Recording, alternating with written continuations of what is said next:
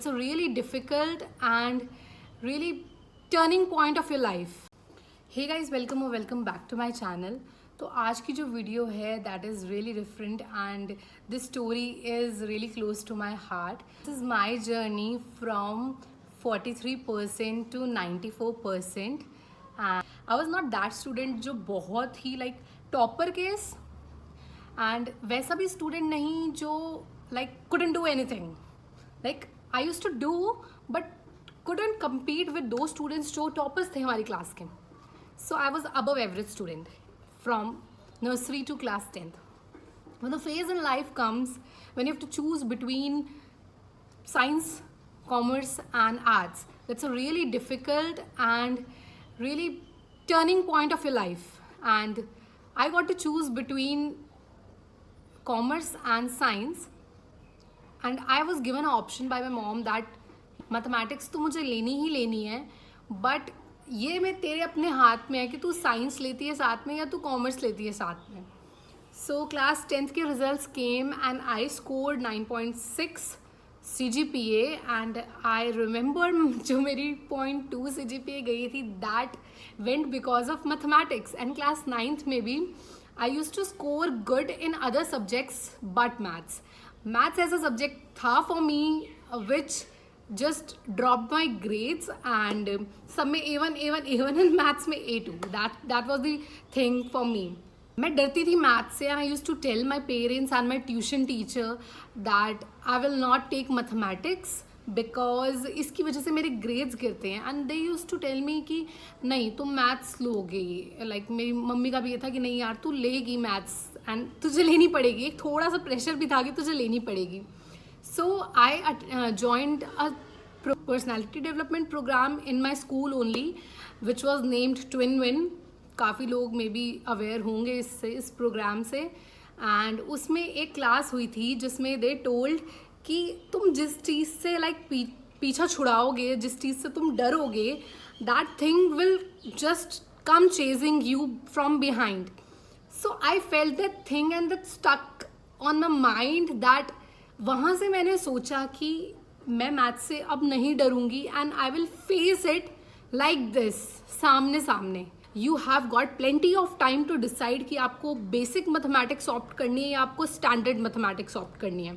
जो लोग मैथमेटिक्स से डर के स्टैंडर्ड मैथमेटिक्स नहीं ऑप्ट कर रहे हैं, जो स्टैंडर्ड है that will check your analytics and your applicative skills, जितना भी आपने लर्न किया उनको आप कैसे अप्लाई करते हैं. एंड बेसिक मैथमेटिक्स में बेसिकली आपका लर्निंग कैपेसिटी चेक करी जाएगी. तो जो बेसिक का पेपर होगा वो थोड़ा सा इजी होगा as compare to standard mathematics का paper. But the point of doing this video now is कि जो लोग डर के मैथमेटिक्स नहीं ले रहे हैं ना, please don't go for basic because कि आप डर रहे हो कि आपके मैथमेटिक्स में मार्क्स नहीं आते. यू नेवर नो कि कौन सा चैप्टर्स, कौन सा मैथ्स का फील्ड आपका फेवरेट बन जाए. तो I will tell you my story. 10th में अगर आपके ग्रेड्स ये हैं like this peak and 11th में आपके ग्रेड्स ऐसे गिरते हैं, लाइक कईयों के नहीं गिरते पता नहीं कैसे, बट एवरेज काफ़ी लोगों के गिरते हैं grades.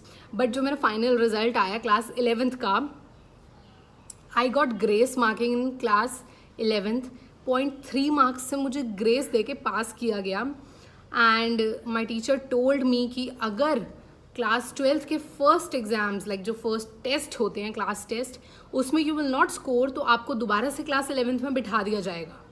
This was the deal done with me and my mummy in front of the teacher. I was like कि नहीं यार करना तो कुछ है. The first thing I applied was कि मैं सेम टाइम पे मैथमेटिक्स पढ़ती थी.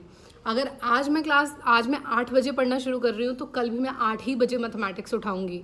उसके अगले दिन like the schedule was really fixed कि इसी टाइम पे. तो दिमाग भी उस टाइम पे अपने आप को एक्लिमेटाइज कर लेती है उस चीज़ के हिसाब से एंड आपको सिग्नल्स देने लगती है कि नहीं इस टाइम पे अब आपको मैथ्स करनी है. एंड उसमें ध्यान भी लाइक लगने लगता है. This is my theory. Something thing which I did was consistency बहुत ज़्यादा थी. लाइक मुझे अगर मैं 1 घंटा भी रोज़ पढ़ रही हूँ 8 से 9, वैसे मैं 2 घंटे पढ़ती थी 8 से 10.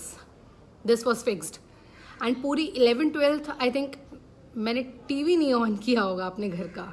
ना अपनी मम्मी को ऑन करने दिया होगा। सो कुछ सेक्रीफाइसेस करने पड़ते हैं, बट या जो कंसिस्टेंसी है वो बहुत ज़्यादा इम्पॉर्टेंट है and we cannot ignore the fact कि मेहनत तो मांगता है कोई भी subject. So what I did was, अगर मैं 8 बजे पढ़ना शुरू करती हूँ तो 8 से 8:15 तक आई यूज टू रिवाइज पिछले दिन का फटाफट फटाफट फटाफट, ताकि मैं ट्रिक्स भूल ना जाऊँ।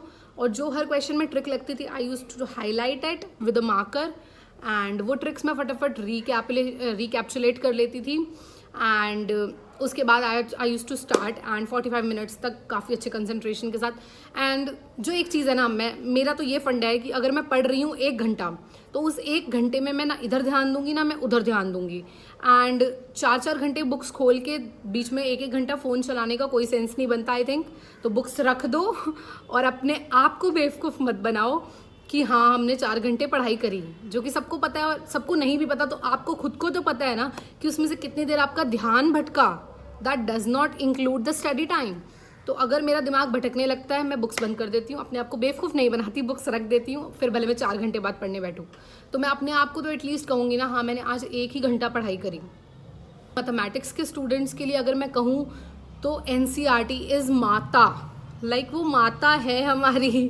NCERT से ही पूरा पेपर लाइक बनता है, थोड़ा बहुत इधर उधर से हो जाता है बट NCERT इज़ गुरु।